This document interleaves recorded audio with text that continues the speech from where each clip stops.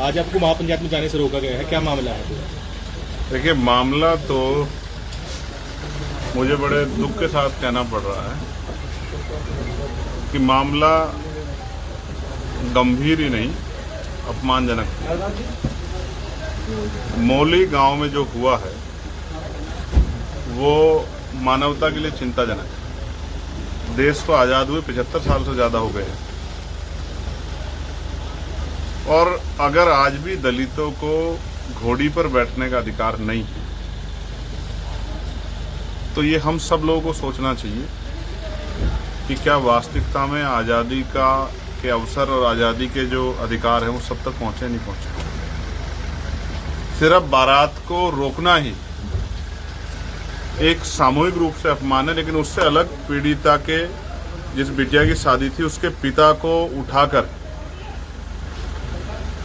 पूरी पंचायत में ले जाकर उसके ऊपर ये दबाव बनाना कि जो काम गांव में पहले नहीं हुआ कि बारात नहीं घोड़ी नहीं चढ़ा दलित दूल्हा तो वो ना हो, इसके लिए दबाव बनाना, ये एक तरह से पूरे समाज को नीचा दिखाना।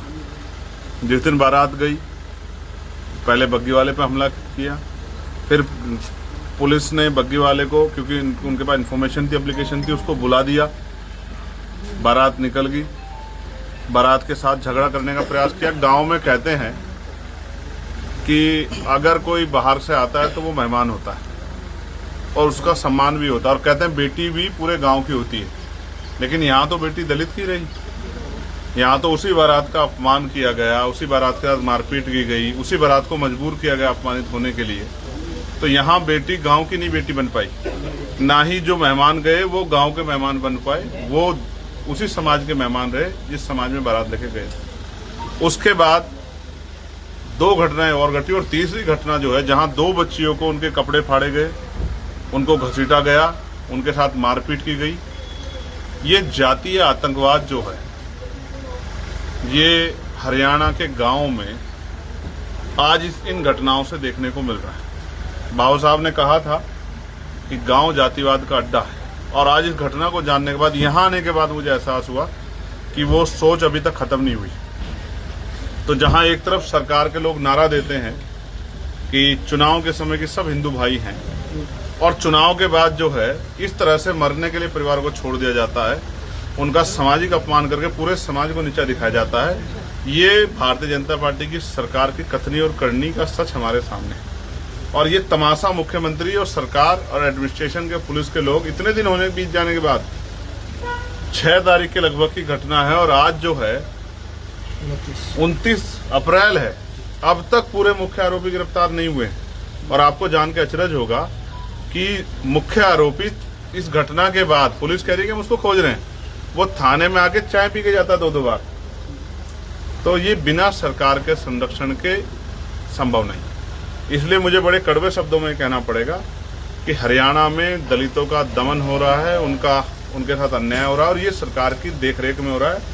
एक तरफ देश आतंकवाद से लड़ रहा है, लेकिन वहीं हमें कमजोर वर्गों के लोगों को, दलित पिछड़े वर्गों के लोगों को जातंकवाद से भी लड़ना पड़ रहा है, जातीय अत्याचार से भी लड़ना पड़ रहा है। यही भारत का कड़वा सच है। आज आपके प्रशासनिक अधिकारियों के साथ भी अभी बैठक हुई है, आपको रोका गया, तो आपकी क्या मांग रही और क्या अपराध तो नहीं रोक पा रहे हरियाणा में, गुंडों को तो नहीं रोक पा रहे, जातीय आतंकवादियों को तो नहीं रोक पा रहे, लेकिन उन्होंने मुझे रोका। मैं संवैधानिक व्यक्ति हूं, मैंने उनसे चर्चा की, उन्होंने मुझे विश्वास दिलाया कि वो उन आरोपियों को गिरफ्तार करेंगे, और उन्होंने मुझसे ये भी बताया कि उन्होंने गांव में चौकी खोली है, अब भविष्य में इस तरह घटना नहीं होगी। लेकिन मैं उनको ये बहुत जिम्मेदारी के साथ कह रहा हूँ, उन्होंने मुझसे 15 दिन का समय मांगा, मैं उनको 16 दिन का समय देता हूँ। लेकिन हम लोगों ने भी ये तय किया है, और हमारे साथी अभी जा रहे हैं 16 मई को इस घटना, ये जो सामाजिक रूप से पूरे समाज का अपमान किया गया, ये गुलाम भारत नहीं है कि कमजोर वर्गों की बच्चियों को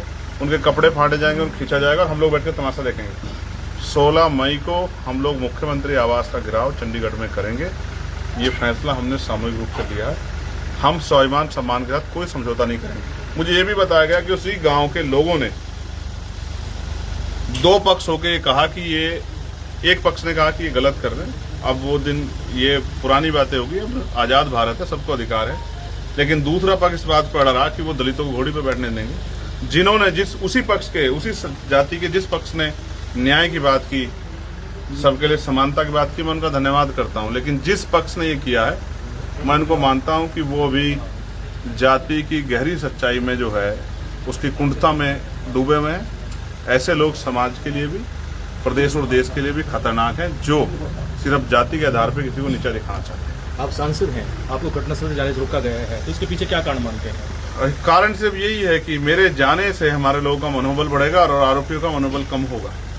उनके ऊपर ये प्रेशर आएगा कि दोबारा ऐसी घटना करोगे तो फिर आप पे कार्रवाई होगी, इसलिए मुझे रोका गया। यानी क्या कहना कि इसमें राजनीति भी की जा रही है? नहीं, राजनीति नहीं की जा रही, ये सरकार के संरक्षण में। और अधिकारी कहाँ किसके हैं? अधिकारी तो सरकार के है ना।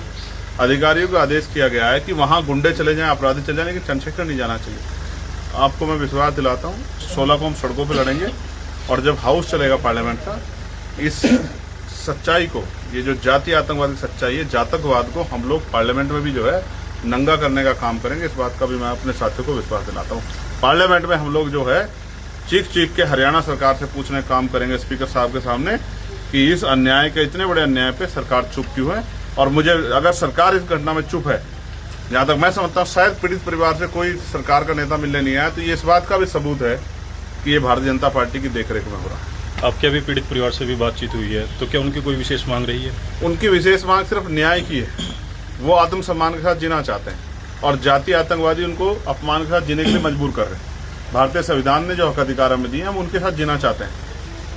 इससे अगर कोई हमें रोकने का काम करेगा तो हम अपने हक की लड़ाई को लड़ने का काम करेंगे। आपकी पीड़ित परिवार के साथ बात हुई है क्या? आज भी डर के साए में है लोग? हाँ, अगर आज भी 400 पुलिस वाले गांव में लगे हुए हैं, रोज अपने समाज के लोग जो हैं पहरा देके अपनी जान की रक्षा कर रहे हैं, वहाँ पुलिस चौकी बनी है, तो आप इससे आइडिया लगा सकते हैं कि लॉ एंड ऑर्डर की सिचुएशन क्या है।